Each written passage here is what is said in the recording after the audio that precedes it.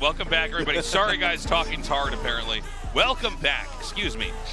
Coming up next, NightMare versus DRG. Both these guys upsetting, big upsets here to get here. DRG defeats Solar 2-0. NightMare defeats ByuN 2-0. Yeah, I'm especially surprised by DRG's games against Solar. In both of his matches, he found some early advantage with clever tactics and was just able to kind of ride it to a victory. Game number 1, it was with that very cheeky early build. It was 13 gas, 12 pools, something like that. Was able to delay the hatchery a ton. And then just a very technical follow-up. Was able to deliver a win. I wonder if we're going to see something like that here against NightMare. If he's going to try and play kind of a similar style where he looks to get some kind of early edge and then carry that into a victory, because it worked so well for him in the other matchup. But we'll see. I know a lot of Zerg players recently have been quite unhappy with ZPP from what I've seen. Yeah. Maybe I've been talking to too many Europeans. That's the sense that I get. And so I wonder whether DRG is going to be kind of following the same mindset where he kind of has to go for either the super late game or go for an early bust, and you can't really compete in the mid game. Yeah, let's see, man. I wouldn't be surprised. DRG's always kind of played like that on some level. NightMare, Yeah. I feel like it's a little bit harder for me to pin him down on his PvZ playstyle. But we're going to find out in a second here, guys. Game 1 is ready.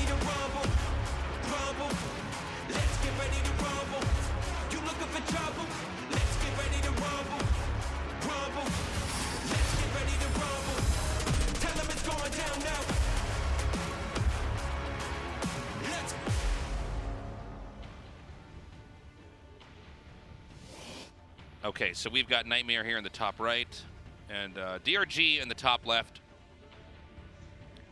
13 pylon scout here for NightMare, so he should be able to get this hatch block off. It's exciting to see how well NightMare is playing.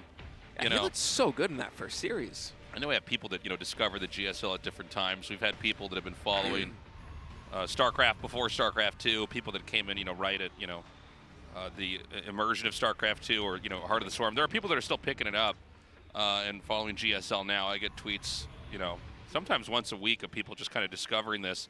But NightMare has always been in the background. The reason why I'm bringing this whole thing up is that, some players have been dominant forces for the whole time. You get a player like DRG, he was on top of the world during Heart of the Swarm. And he's looked like he's been kind of getting back there as of late. But NightMare, on the other hand, he's always been very, as on the periphery of GSL as he could be compared to other players like Gumiho or, Maru. So it's exciting to see that he's really able to hang with the very best. I'm really curious to see how he's going to perform here now, because looking at his game back there versus ByuN, I don't feel like NightMare looked bad in any respect. Yeah, game 1, the micro was a little bit shaky in the mid game, but besides that, I can't really think of anything to nitpick about from his play. And against somebody as good as ByuN, when you're playing at this kind of level, you're expected almost to make mistakes, because the opponent is so good, they're going to force errors out of you. They're going to tax your multitasking. They're going to be attacking you different spots at once. The engagements will be really hard to pull off successfully. And so the fact that NightMare was able to navigate both Game 1 and Game 2 as well as he did against a player of ByuN's caliber, right, tells a lot about his offline form right now. And this is a guy, NightMare that is, who has been just absolutely wrecking people in the online cup. To the point where I think in some rankings, they're putting him behind Hero as the #2 best Protoss player in Korea, just because the online performance is so strong. Yeah. For NightMare. And so far he's been able to deliver against ByuN. That was a really convincing 2-0 victory. And now here against DRG, we'll have to see exactly how this shakes up. But I'm right there with you, man. He's been on the periphery. I feel like NightMare has kind of had maybe the most incremental rise of any player I can think of in GSL. I think so, yeah. For a long time, it felt like he was kind of struggling to qualify for Code S. And then once he got there, he was always around a 16 guy. Even up until last season, he's just always been around a 16 guy. Maybe gets 12th place by 3rd place in his group, but doesn't make it to the playoffs. I feel like that's going to change. I really do. I'm high on this guy. Well, it's really exciting, because I think that especially, I mean, this even happens to me, by the way, is that you get used to competitive StarCraft as the few players that you always see, you know, whether it's in Korea or outside of Korea, right? And then it's easy to forget that, like, actually, no, there's a ton of people that are trying to get good that we don't ever see, right? People that have tried to qualify for every single GSL that don't get in. And sometimes, you know, they do emerge later on. I mean, a good example of this would be Percival, right? Or GSL as another example. Like, I remember the first time that he showed up, I'm like, oh my God, it's like a new player. These guys pop up. And some of these guys, they kind of go in and out, in and out. And so when you start to see one of these guys that's fairly newer compared to these people that have been around for like the first few years at GSL, it's really exciting.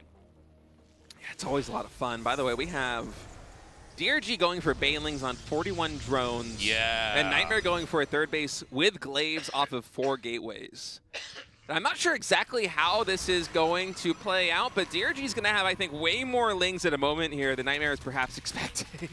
It could just be that DRG is able to completely trounce this army in the very middle of the map and ride that momentum, but we'll have to see. If the Banelings get good connections on these Adepts, it is hard for Protoss, but on paper, the Glaives should do quite well against the Ling flood DRG is going for if they get the right engagement.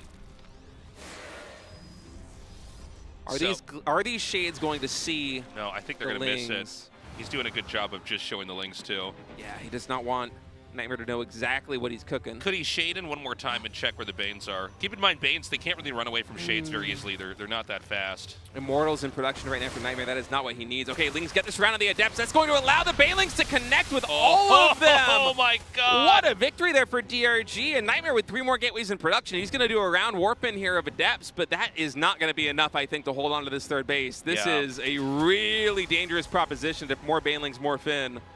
A Roach Warren has started. Oh, actually, hold that thought, Tasteless. DRG, he's not really committing to this too much. I thought he was going to attack in. I'm a little bit surprised. Yeah, I thought he was going to go for at least the kill on the third base. I was on the exact same page as you. I was like, okay, he's going to come in and hit hard. Yeah, but he's been droning up so much behind this. He just did a second round of drones, 9 more in production, about to hit 60. Taking gases at the natural expansion, adding in a Roach Warren. Kind of a surprising move there for DRG, but I guess it kind of follows the vein of playstyle that he's been going for, at least against Solar in the ZVZ, where he got that first opening salvo off, secured some small advantage, and then kind of rode that into the mid-game. This might be DRG trying to do the same thing, because NightMare, he did get the third base up quickly, but it was behind 4-gate Glaive Adepts, which literally got nothing done, and traded out horribly with a Ling Bane. So DRG definitely ahead in this position. Yeah, DRG playing a very clean game. It's interesting to see him pull out like that, though, after getting that big connect there with the Banelings being like, actually, no, I'm just going to go ahead and get even further ahead here and not risk, you know, diving too deep and letting it backfire. Now, there's going to be a push coming out here. It's an Immortal inside the Warp Prism and a lot of Adepts. Even though we saw a lot of Adepts picked off, I don't know if DRG is going to necessarily be ready for this. Yeah, there's only 2 Banelings. He has been droning very heavily behind this, all the way up at 65 while taking that 4th base. And with all these Glaive Adepts, there is a big opportunity for NightMare to get damage done on DRG's side of the map, but DRG might be able to force something of a recall here as this 3rd base taking a lot of damage. Shield battery gets taken out.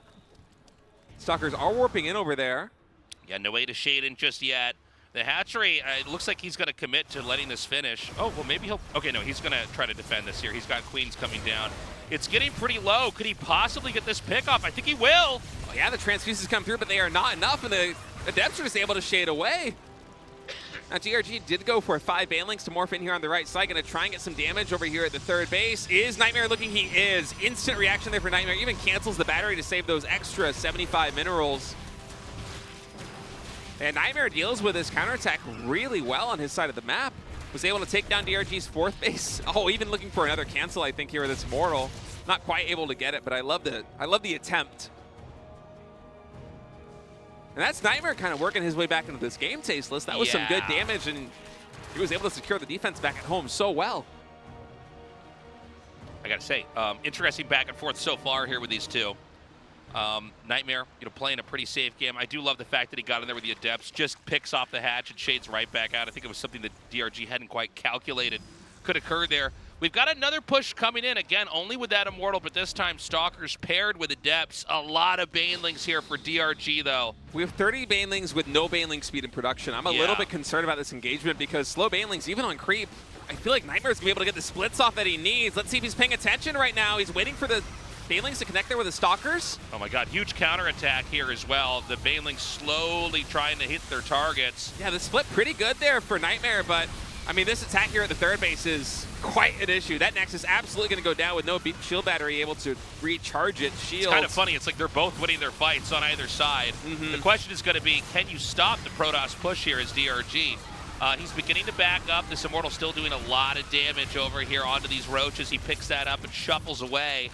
3 base to 2 base, both sides bruised and battered. Yeah, but I think DRG's coming out on top with this one right now, Tasteless. NightMare doesn't really, he hasn't even started the third base back up again. I feel like he's basically just going to commit to it all in, but DRG, even without Baneling speed, able to get the connections that he needs, and with a brilliant counterattack, just really kind of knocking NightMare off balance. And I think he should just be ready to absorb the impact of this next attack. I mean, NightMare's army is not very intimidating. There's 1 Colossus, 1 Immortal, and besides that, it's just, what, like a handful of Stalkers? 17. Not that many. With this Warping, it is going to get a little bit better here for NightMare, but DRG's force just seems so overwhelming. And look at this flank setup, too. Big attack coming here from behind. He picks up the Colossus. My God. Beautiful dodge, but I mean, there's just so much here for DRG. I feel like he's going to flatten this attack, and I think NightMare may be zoned out from any other kind of opportunities that he could possibly create here in this game. Yeah, I feel like DRG just one step ahead after pairing the first attack there with the Adept Glaives, riding that momentum into the mid-game. Even though NightMare was able to execute a pretty good follow-up attack, was able to cancel the 4th hatchery there for DRG, you know, even get the kill on that 4th hatchery for DRG. It's a stain back at home against the counterattack, but just the build setup that NightMare was working with, it wasn't really designed to compete with what DRG was cooking. And the fact that DRG had 30 slow Banelings connect that well with the game units, even just Stalkers off creep. I mean, he hit like 5 Stalkers with him because NightMare was so taxed trying to defend back at home against that third base attack. It felt like, unlike the PvT that we saw with NightMare versus ByuN, I think NightMare was unable to approach the game in any way that was going to give him an advantage there versus DRG. It simply didn't work at all. DRG up 1 win here. Again, he got those Adepts with the Banes and then just took a 4th base, you know? Yeah, kind of interesting. I feel like all the other circuits we watched don't do that. We were both playing into the idea of a counterattack, but it worked out really nicely.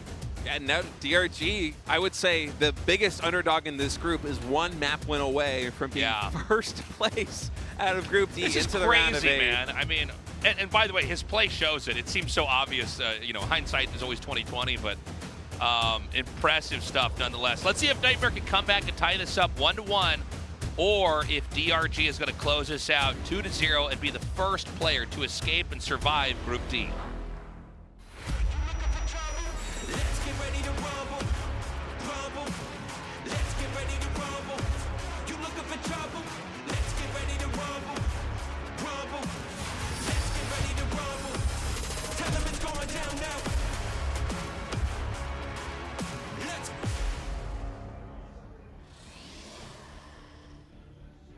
Okay, so once again, a probe sent out to block the hatchery immediately here. NightMare at the top left, by the way, DRG at the bottom right. God, DRG's been looking so good today. But then again, I'm thinking about the way that NightMare played that one. When is the last time that we have seen a 4-gate Glaives Adept build actually win? Oh, I feel like it's been a long time. I remember when it was like so common. Like every game was like, okay, this is the part where they make the Adepts. At least once a series, sometimes twice in a best of 3. Let's see if the Zerg knows to chase the shades with the right number of Zerglings. I think it's my least favorite of all the PBZ builds. It just never feels like it actually gets something done at the top level. I think it's a bit of a fossil from when the Adept was overpowered.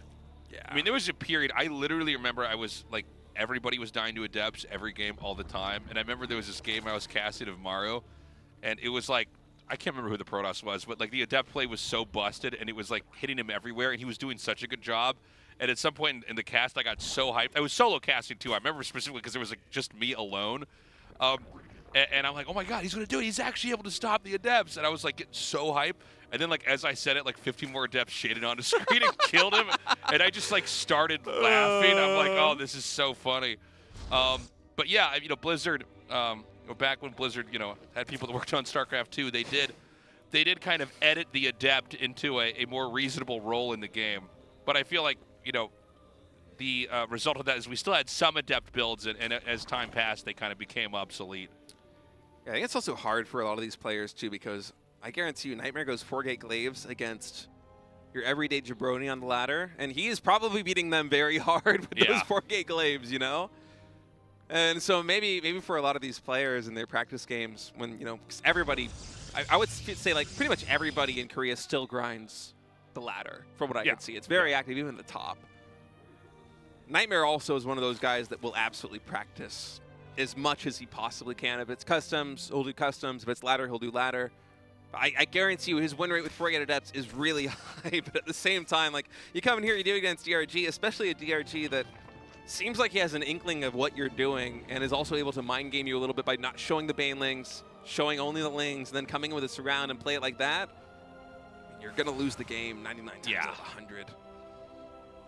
But here in game number 2, NightMare going back to more textbook PvZ in the modern sense with a relatively fast Stargate. Behind the 1-gate expansion. Also love this little position right here. This is cute. Yeah. Not going to get anything done there. The Oracle's going to come out next. And yeah, let's see what NightMare can do here. I mean, yeah, I wonder how he's going to branch off from this Oracle opening. We've been seeing a lot of Protoss players, especially somebody like Stats, lean very heavily into defensive macro Protoss play with relatively fast carriers, especially with a fast Mothership. The new Mothership is like better than a lot of people expected in terms of the active abilities, I think. I remember when the patch notes, the initial PTR notes came out for the Mothership, and they were talking about making the cloak an active ability instead of a passive ability. And obviously that's kind of a nerf, right? But the moment that I saw that, I mean, I know pro players. I was like, that's a buff. Because now people are going to forget about the Overseers when they see the Mothership. They're going to undervalue it. How many games have we seen in GSL and also in online cups where Protoss suddenly with the Mothership is actually able to make so much use out of Cloak because it's perceived as less of a threat? Yeah.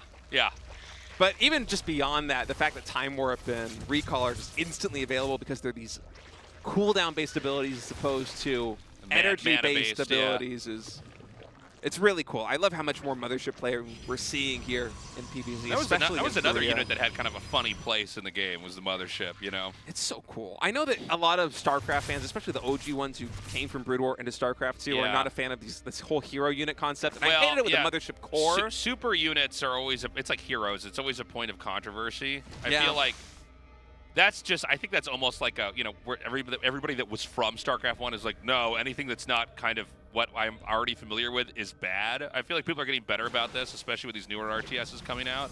I had the same revulsion to the Mothership when it was coming out. I'm like, no, this is wrong. Like, super units are bad, but I just thought it was so cool. Well, no, the inner nerd, I get it 100%. You're like, this is badass. It's like some kind of, you know, cherry on top of the ultimate army.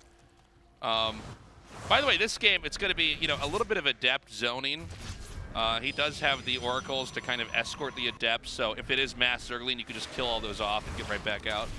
Yeah, kind of like this, but hey, DRG able to force the Pulsar beam out of every single oracle. You can see NightMare actually leaves it active. It's still active. He hasn't deactivated it because it costs 25 energy to start up, so he wanted to get some kind of value from it, but at the end, DRG not going to take the bait. And those are 3 very low energy oracles right now, so some nice micro fight on Grey Goo to get that done. And behind this, NightMare going for +1, going into Blink, adding in 4 additional gateways, 3rd base, robotics facility. He's kind of building up in the most standard vanilla way possible here in PvZ. And I'm not saying that as a diss. I think that this is absolutely what NightMare should have been doing, even in game number 1, because he is such a good player. I do think he can go toe-to-toe. It's interesting to see NightMare get better and better at like the solid style of play. By the way, these adepts all gonna, I think, barely get killed off. Yeah. One lone survivor to tell the tale. The oral tradition will continue on here for Protoss. He'll have tattoos of the other adepts that died when he made it out. That kind of goes back to what DRG did earlier, by the way, with the micro move on those Lings. The fact that he was able to force NightMare almost into a forced error Yeah. Activating those 3 pulsar beams means that suddenly the Oracle assist there for the Adepts is basically non-existent. Those things were actually able to get the full kill. Now, Adepts are one of these units that really do not scale well in the mid-game or late game in PvZ. They're more of a very niche unit in terms of getting early scouting done and dealing with Zerglings in the very early game, potentially with glaive builds, but still it hurts to lose them for basically nothing. Nice move, by the way, by DRG. I'm happy to trade those Lings out for 2 probes and get some scouting information, get a cancel on one of those buildings. And for NightMare, it's not going to be the second Stargate into carriers. We don't have a fleet beacon just yet. Instead, it's actually going to be a second robotics facility, Colossus, and +2 ground weapons. I don't think we have Thermalance done just yet or even started.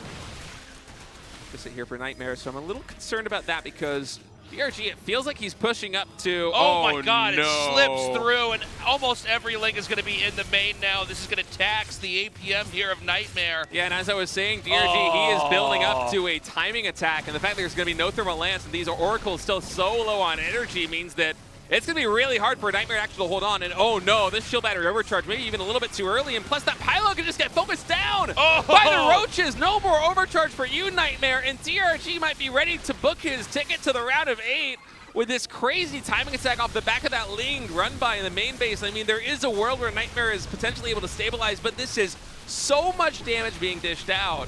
This is a lot of kills here on these workers. He's already up to 14.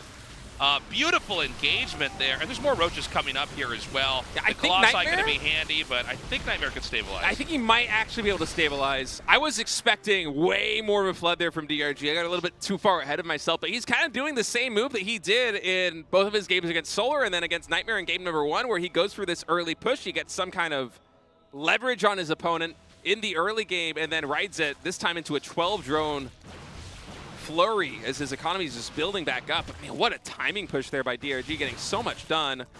NightMare still with no 4th base. Lost a lot of workers there at the 3rd.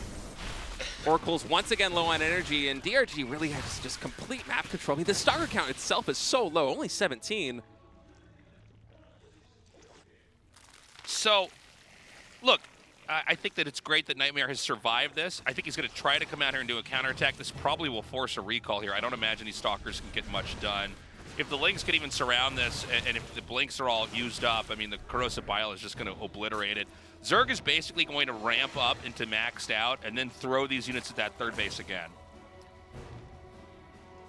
Oh, man, I'm still trying to settle down after I thought that DRG was ready to go in with a killing blow there on NightMare.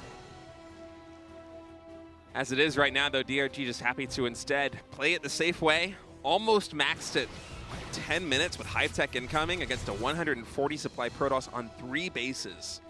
And NightMare is just kind of stuck in this position here where he knows he can't really play the macro game against DRG. Especially here on Oceanborn, it's quite hard to defend that 4th base if you get slowed down as hard as NightMare got slowed down. Oh, watch this flank come in with these Lings. DRG so keen, especially with Blink on cooldown right now. Gonna have a couple of seconds at least where he's able to dish some damage out. Attacking also into natural expansion. He should have seen those disruptors right by the natural nexus. And I think DRG was half expecting NightMare to have taken a 4th base either I think so. At the 9 o'clock position or over by the 11 o'clock position, but no, that is not the case. So instead, he's just gonna retreat back. So he's gonna go back. I think he'll still be able to manage this attack. I'm not sure what NightMare wants to do next. This is a tough spot for him right now. Yeah, I feel like for NightMare, I mean, again, the Oracles are low on energy. You basically just kind of have to go in this position because 2 Vipers are about to pop for DRG. Adrenal is halfway done. Once those Vipers have energy to abduct the 3 Disruptors or the 2 Colossi, whichever ones are the higher value targets in the fight, DRG is going to be really happy. This is the only window I think that NightMare has to win this game. First Disruptor shot gets dodged right there. Ling's actually coming in for the surround. Oh, look at this surround. Disruptor shot, very good though. Gets big connection. Second one, maybe not as strong, but look at the supplies. Actually quite even right now. NightMare coming with more reinforcements. Oh, he gets the Colossus and the Warp Prism there with a Bile. Big win for DRG. Looks like NightMare will barely win this fight, but the question is going to be the remax here. I mean, it's just Stalkers and just Oracles. So if more Roaches can come out here and deal with this, and by the way, there are so many coming in here, it's going to be huge. At the same time, though, NightMare manages to take out the 4th base. or sorry, excuse me, 5th base, knocking DRG onto 4 bases right now. Yeah, but we now have Adrenal Lings with +2. The Oracles are out of energy, and the army for NightMare is basically just pure Stalkers. So once DRG is able to merge his forces here in the middle of the map, I feel like he should have a good chance. NightMare is going to try and finesse all the value he can with his Stalker Ball. This is his one Hail Mary play to try and get back in this series, lest he fall to the losers match. But DRG is looking so strong right now, Tasteless. Even Sentry's getting warped in. You can see the desperation. That is not the unit you want to make in this position here as NightMare, but he's basically forced to. He needs a miracle fight to stay alive in this game because DRG's lead is just compounding. Big force fields come down. It's not going to be enough. Harpooning the Warp Prism. It's losing HP, and it does go down. At the same time, DRG is just exploding on the map, double expanding into 2 different spots. NightMare having a hard time here. I mean, he's doing his best to advance in, and he's getting shut down over and over. I mean, he is just stuck.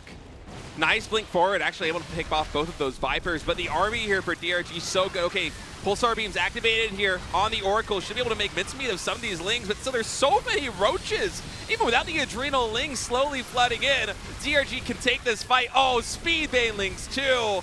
I think DRG has done it, Tasteless. I mean, NightMare, he is running out of steam, only on 3 bases. The Stalker Ball is falling. There is no follow-up back at home. Yeah, and I think that this next punch might be just a flattening one. He's going to come in here, hit hard. The Banelings, oh no, he's actually going to be backing up, probably regrouping. Yeah, but I think again, I think it's inevitable. I think he's going to come in here and try to just close this out. He just wants to regroup for a second. Yeah, DRG on the verge of making it to the round of 8. NightMare distance mining from the 4th base. Not enough money to even throw down a Nexus because he has to warp in these Stalkers just to stay alive. And DRG, I mean, he's maybe a little bit overeager right now in this moment. He wants to end the game. He knows how big his advantage is. And NightMare, he's not ready to give up just yet, but I mean, the army supplies +3 melee attack cracklings here against the 2-1 Stalkers. Time is not on the side of NightMare. He knows it. But I mean, what a valiant effort here from the Protoss to try and stay in this thing. He is surviving longer than I feel like basically anybody would be able to. I'm kind of stunned we're still in this game here. Another big attack comes in. There's really nowhere safe to blink. No, this is it. Yeah, and all these Stalkers are so squishy right now. They're going to be picked off here. And again, I mean, it's you know, just a couple more larvae away from a Zerg being maxed out here. The complexity of the army is getting less and less. It's just Stalkers here. You can see DRG literally laughing, man. He knows he's done it. He is feeling so good right now with this push into the 3rd base. NightMare still distance fighting. He does not want to give up, but this one is all but over. Yeah, this should be game in a second here. NightMare doing his best, but he's going to have to face off against the winner of the losers match now. DRG with just a knockout performance. 2 quick 2-0s. NightMare, after looking so good against ByuN, so solid, you know, as far as fundamentals go, being able to expand, being able to kind of know when to attack it, know when to pull out. It was a completely different story when it was against DRG. DRG completely outclassing the entire group here today. I mean, I kind of did the caster faux pas of calling that game too many times too I early. did the same thing. I'm like, this is over. DRG was just in such a commanding position for so long. I felt like he had a million different plays he could have made to close that one out. And he's like, you know what? I'm going to play it safe. I'm going to play it the same way I did in game number 1 in this set. I'm going to do it the same way I did in game 1 and game 2 against Solar. Just take my lead, compound it, and then ride that advantage to a victory. So let's hear what DRG has to say. The underdog, first place in Group D. Congratulations, Dogreguru, on making it to another quarterfinals. How you feeling? Well, while I was practicing, I was actually feeling very stressed about the quality of my matches, and I wasn't sure I was going to be able to advance from this group, but in the end, I was able to make it out, so it's a big relief. Well, you were first picked during the group nominations by Solar. You were obviously the underdog coming in here. How do you think you were able to come out with a victory?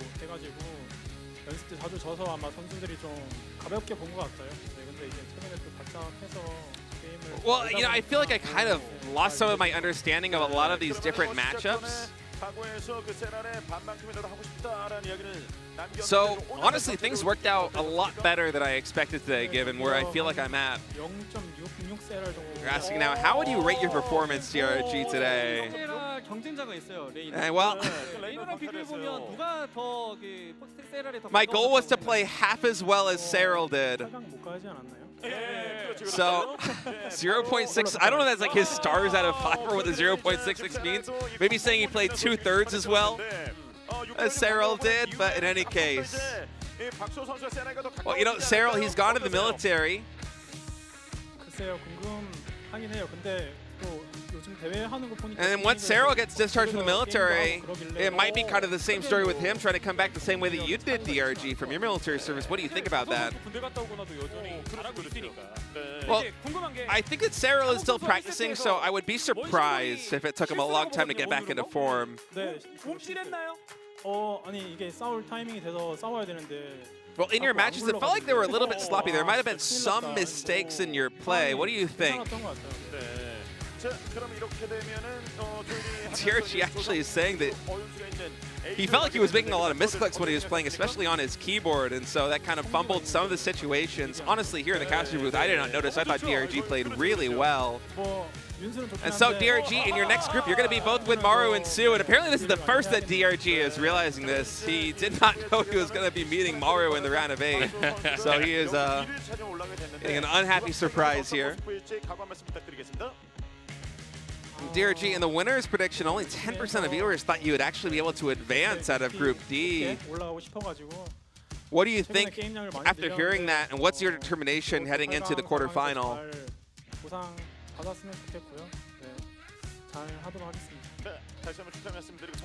Well, you know, I have been training very hard for this GSL, so I hope that I will be able to receive the fruit of my labor in the round of 8, and yeah, that's the winner's interview there. DRG in a surprise upset, able to advance. When we get back, the Group D elimination match, Solar versus ByuN. One of these nerds getting knocked out. We'll see you guys soon.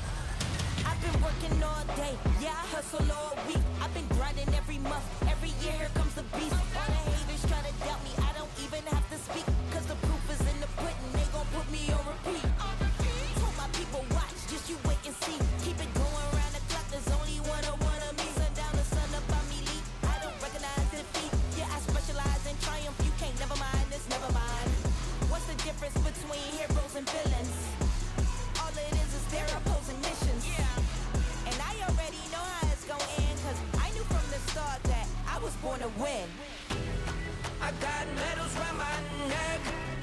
I'm cashing everybody's check.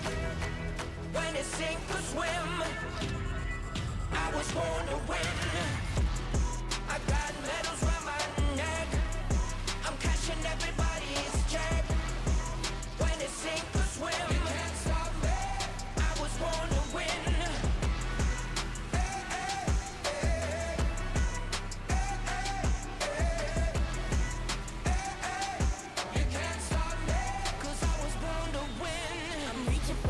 Oh yeah, I'm going for the goal. It's the throne, that's my spot no matter whatever you told. I don't see no competition, not to mention what I'm post. Taking over, crashing ceilings, baby, I'ma do the most. Standing firm.